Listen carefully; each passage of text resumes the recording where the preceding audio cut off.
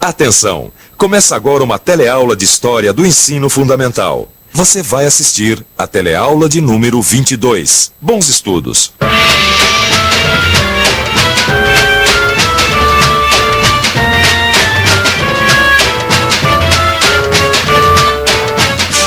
Este daqui é o Palácio do Catete, no Rio de Janeiro.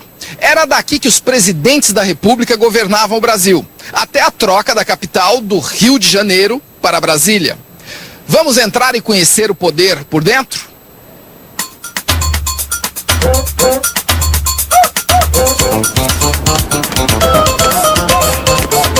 Daqui de cima, eu posso ter uma visão panorâmica da cidade. Na teleaula de hoje e na próxima, nós vamos ter essa mesma visão panorâmica, só que do passado. Eu vou ajustar esse telescópio aqui para o primeiro ano da República, 1889, e só parar em 1930.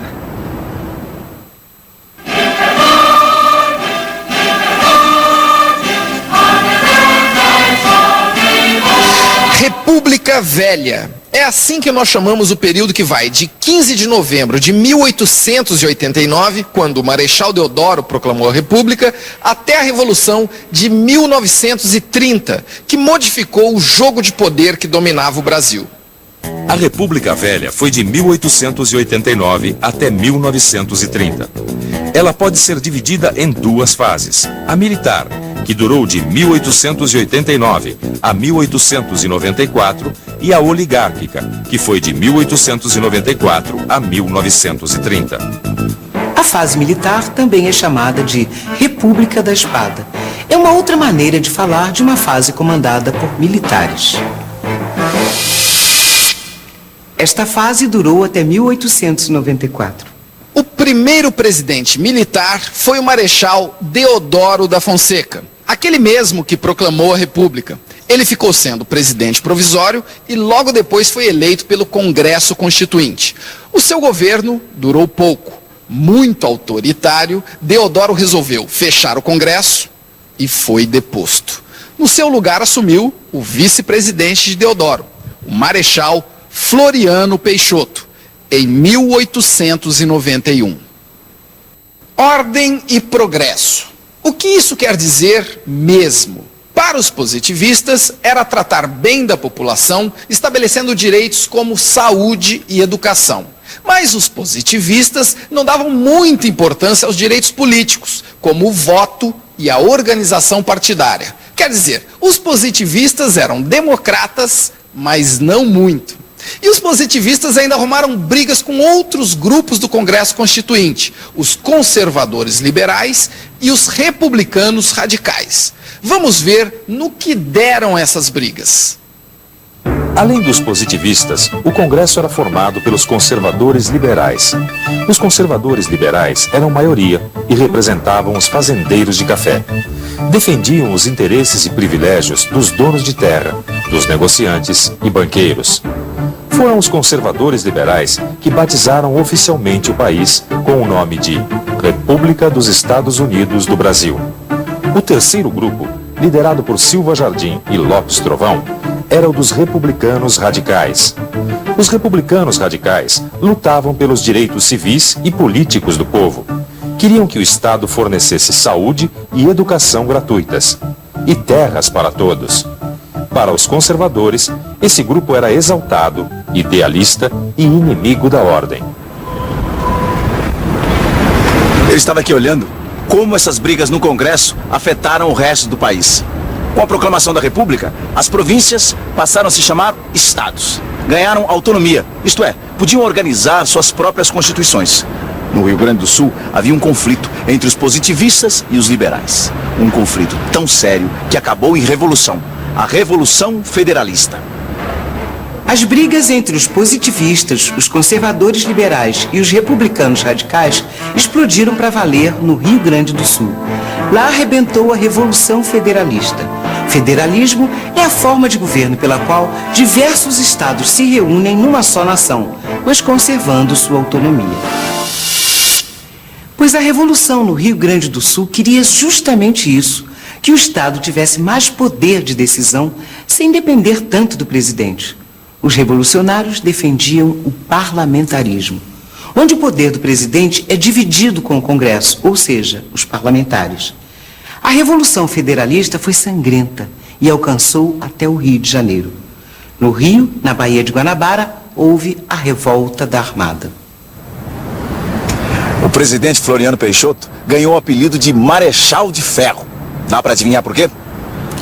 Foi porque ele se aliou aos republicanos conservadores liberais e, com a ajuda deles e do exército, acabou com a Revolução Federalista e a Revolta da Armada. Conseguiu consolidar o novo regime e garantiu a sua sucessão. Elegeu como novo presidente um representante da oligarquia cafeeira, Prudente de Moraes, em 1894.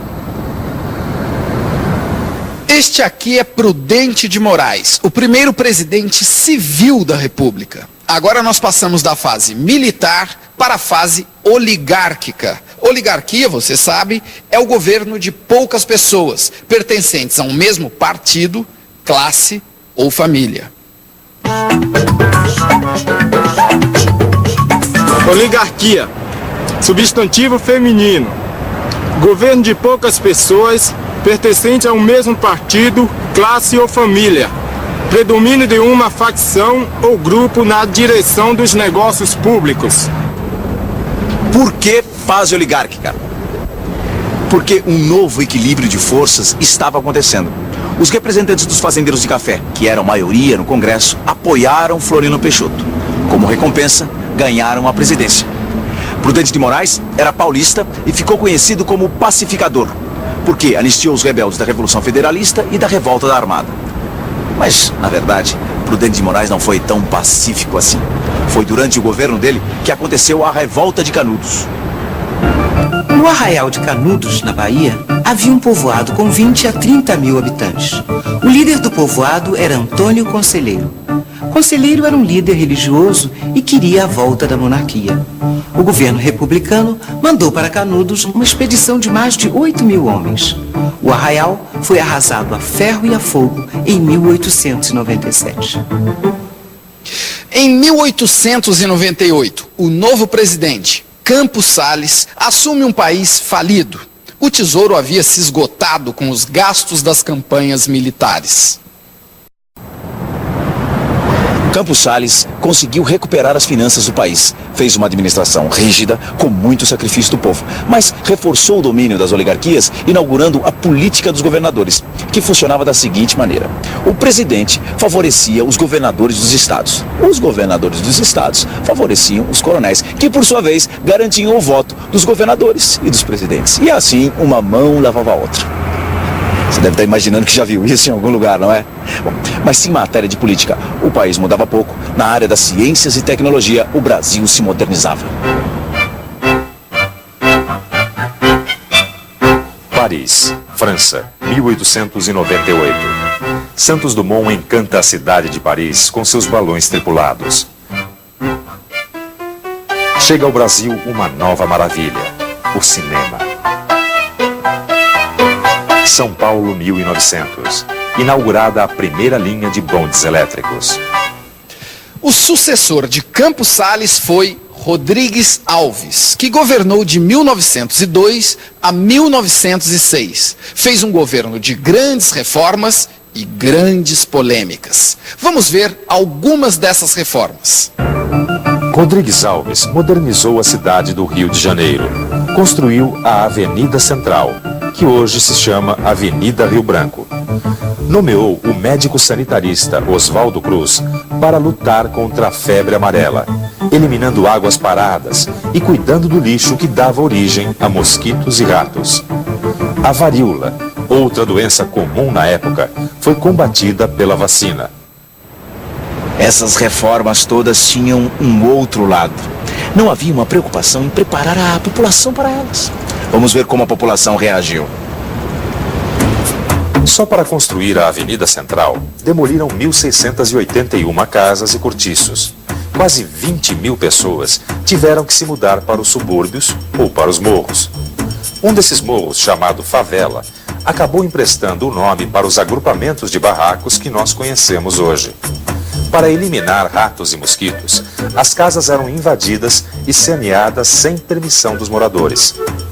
No caso da vacinação obrigatória, a falta de informação fez com que as pessoas reagissem com violência. Tinham medo da vacina que eram obrigadas a tomar. O porta-voz do povo, nas críticas ao governo, foi o escritor maldito Lima Barreto. Por que maldito?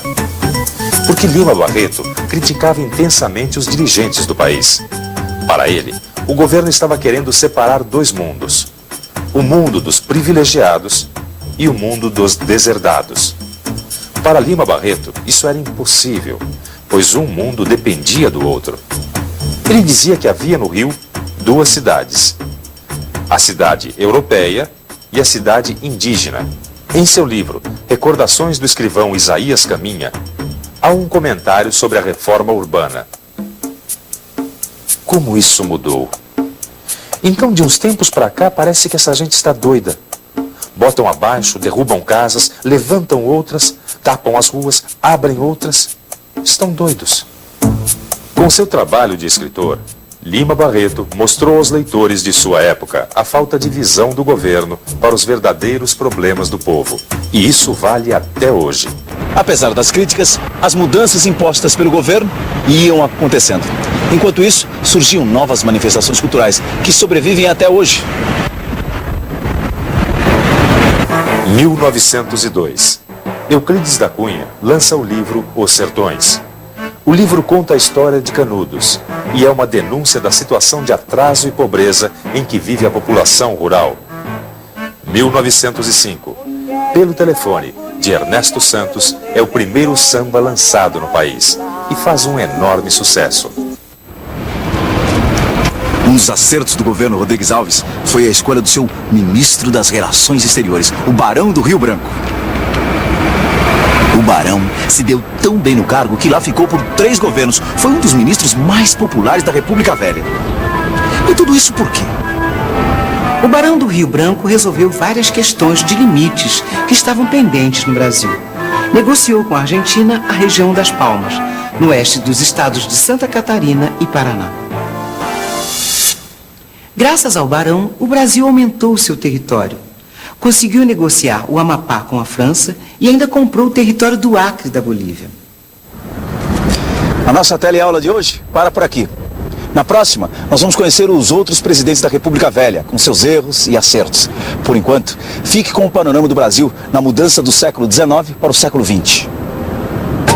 E atenção, se liga aí que é hora da revisão. Na teleaula de hoje, nós conhecemos os 5 primeiros presidentes da República do Brasil. Vimos também que houve uma fase de presidentes militares e outra oligárquica, isto é, um governo de poucas pessoas de uma mesma classe ou família. Durante a fase militar, o governo enfrentou e dominou a Revolução Federalista e a Revolta da Armada. O primeiro presidente civil, Prudente de Moraes, acabou com a Revolta de Canudos. Campos Salles recuperou as finanças do país e inaugurou a política dos governadores. No governo Rodrigues Alves, houve grandes reformas na capital, Rio de Janeiro. Essas reformas despertaram polêmicas. O escritor brasileiro que retratou a República Velha foi o maldito Lima Barreto.